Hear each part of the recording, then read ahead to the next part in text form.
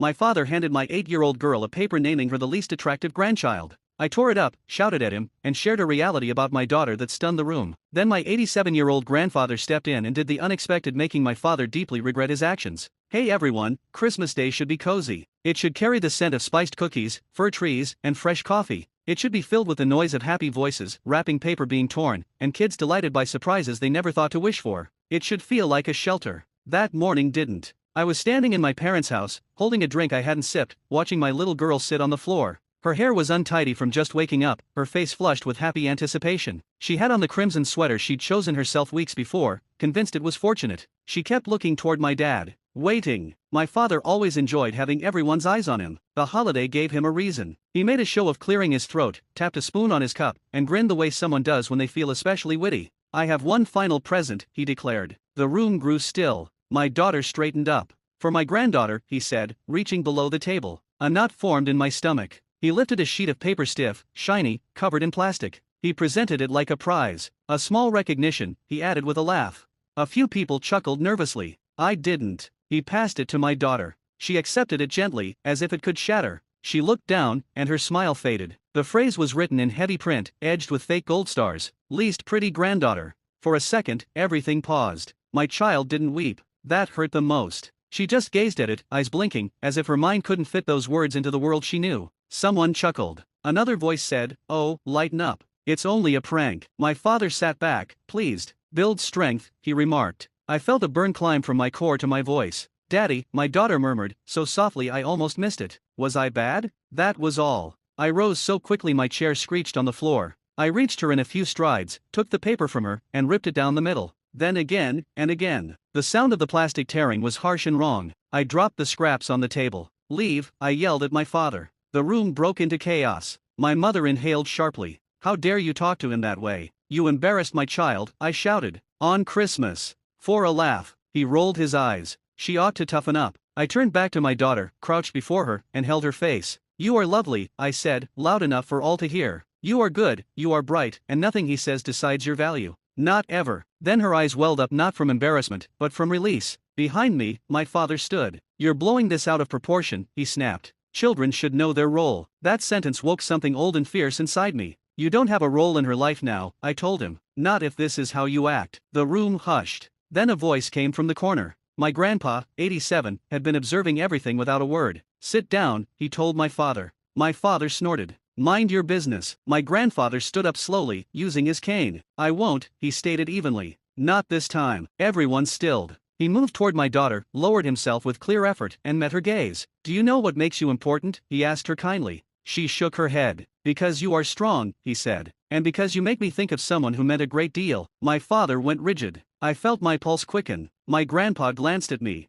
"Bring her to the kitchen," he said gently. "She shouldn't hear what I say now." I paused, then took my daughter's hand. As we left, I heard my mother ask, "What are you doing?" And my grandfather's reply, clear and firm, "I'm telling what's real." In the kitchen, my daughter sat at the table, kicking her feet. "Am I really not pretty?" she asked quietly. I struggled to speak evenly. "No," I said. "And anyone who claims that is hurting inside." She thought about that. Great-grandpa seemed angry. "Yes," I answered. "But sometimes anger means you're guarding something precious." She took my hand. "Don't let them be cruel anymore," she whispered. I held her fingers. "I won't." From the living room, voices grew loud. Arguing, yelling, then stillness. A thick, heavy stillness. My mother rushed into the kitchen, her eyes wide. "You've wrecked Christmas," she ceded. "No," I said calmly. "You did that when you allowed him to harm her." She pointed at me. "You believe you're superior to us now." "I believe my daughter deserves more," I replied. She marched out. Soon after, my grandpa came into the kitchen. He looked weary, peaceful, and sorrowful.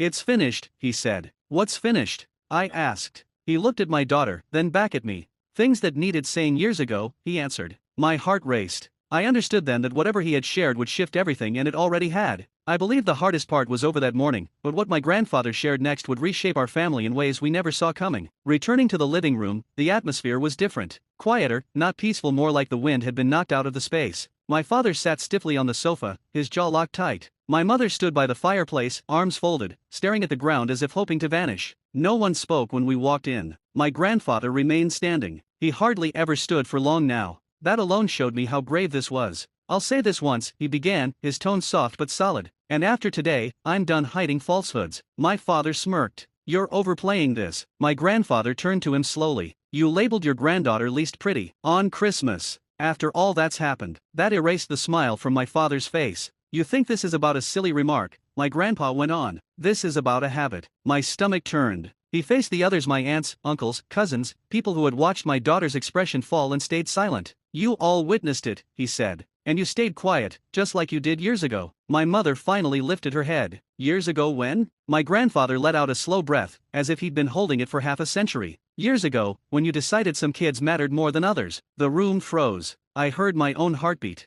My father stood up suddenly. Stop. No, my grandpa said firmly. You don't get to stop this. He turned to me. Do you want the truth? He asked kindly. I nodded, though my hands trembled. You were never at fault, he said. And neither is your girl. My mother's face went pale. My father's voice rose. You're twisting things. I'm making them clear, my grandpa replied. He leaned on his cane and went on. When you were young, he said to me, you were calmer than your brothers and sisters. You didn't seek the spotlight. You didn't put on a show, and so you were passed over. My throat closed. You learned to become invisible, he continued. You tried to earn affection by being helpful, by not making waves. Every memory rushed back, being told to give up my spot, to share what was mine, being thanked only when I helped. And now, he said, motioning toward my daughter, you're doing the same to her. My father erupted. That's a lie. You laughed, my grandfather fired back. You shamed her and believed you had the right. My mother stepped forward. We didn't intend you intended exactly what you did, my grandpa said quietly. Because you've always done it. Silence returned.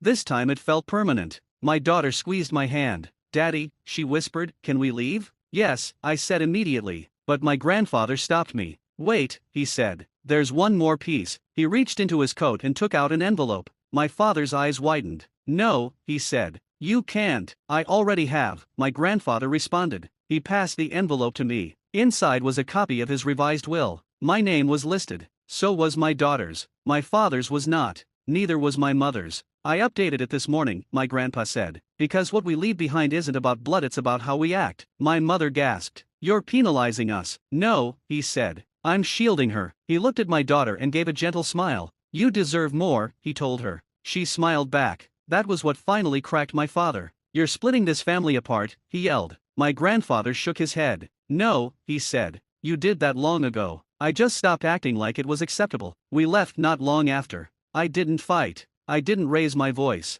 I didn't have to. Outside, the chilly air felt clear and sharp. My daughter hugged me around the middle. I don't like Grandpa anymore, she said softly. I bent down to her height. That's all right, I told her. You don't have to like people who harm you. She thought about that. Great-grandpa likes me. Yes, I smiled. He really does. Months went by. We didn't receive word from my parents. Not a single time. No sorry, no reasons, and that was answer enough. My grandpa came by frequently. He showed my daughter how to play chess. Let her win now and then. Shared stories about errors he wished he'd corrected earlier. One day, she asked him, why did it take you so long? He looked at me before replying. Because sometimes, he said, people forget that staying silent is also a decision. One night, months later, my daughter climbed into my arms and said something I'll always remember. Daddy, she said quietly, I'm happy they don't visit now. I held still. Why? Because my heart feels easier, she said. That was when I understood leaving didn't harm her. Staying would have.